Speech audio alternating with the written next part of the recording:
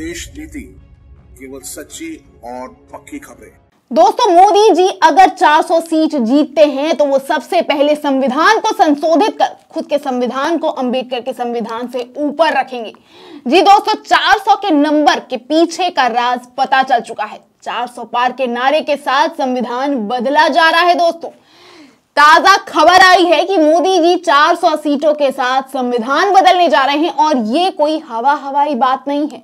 इस बात का खुलासा खुद बीजेपी नेता और फैजाबाद संसद समेत बीजेपी उम्मीदवार लल्लू सिंह ने किया है।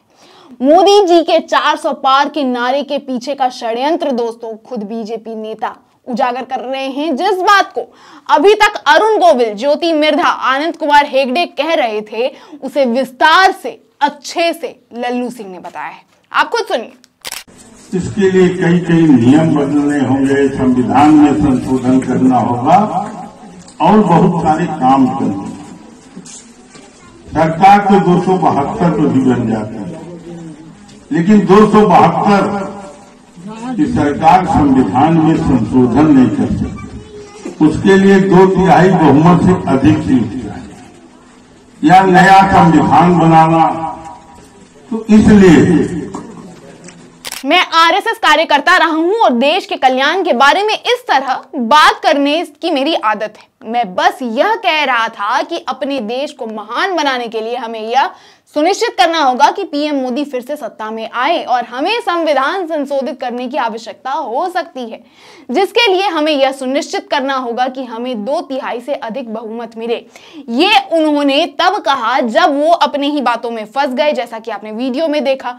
उसके बाद इन्होंने ये जो है अपने बात को सुधारते हुए उन्होंने ऐसा बयान दिया है दोस्तों, जिसके बाद भी, इस बयान के बाद भी उन्होंने संविधान को संशोधन करने की बात को वो अटल रहे उस बात पे कि संविधान संशोधित किया जा सकता है।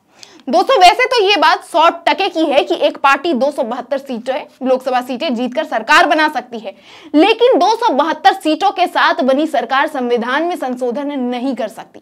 यहां तक कि अगर एक नया संविधान बनाना हो तो भी 2/3 से अधिक बहुमत की जरूरत है और 2/3 के लिए 400 या 400 पार 400 से ज्यादा सांसद की जरूरत होती है। तो दोस्तों, भूल जाइए कि मोदी जी 400 पार के नारे अपने कार्यकर्ताओं और नेताओं को एम्पावर करने के लिए कह रहे थे।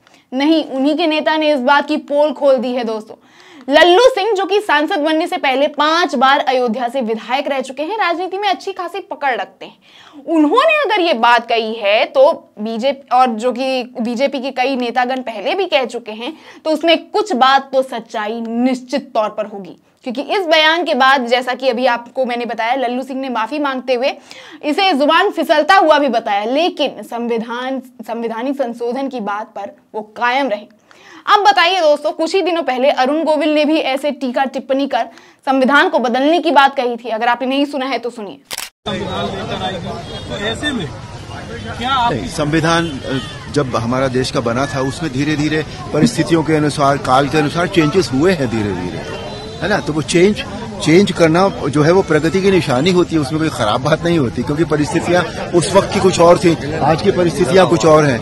हमें उसके हिसाब से अगर कुछ चेंज उसमें करना है तो उस, और संविधान को एक व्यक्ति की मर्जी से तो होता नहीं है चेंज, है ना। सबकी सर्वसम्मति होती तब चेंज होता है। अगर ऐसा कुछ होगा तो आपने कहा कि 400 पार चाहिए, तो कुछ ऐसा बड़ा करने की सरकार की मुझे ये फील होता है, क्योंकि मोदी जी ऐसे ही कोई बात नहीं कहते, उसके पीछे कुछ ना कुछ अर्थ उनका जरूर होता है। अब ऐसे में एक बात तो साफ है कि मोदी जी अगर 400 पार के नारे के साथ जीत जाते हैं तो सबसे पहला काम देश में संविधान बदल के शायद हो सकता है, जैसा विपक्ष भी दावा कर रहे हैं कि लोकतंत्र छीन लिया जाएगा।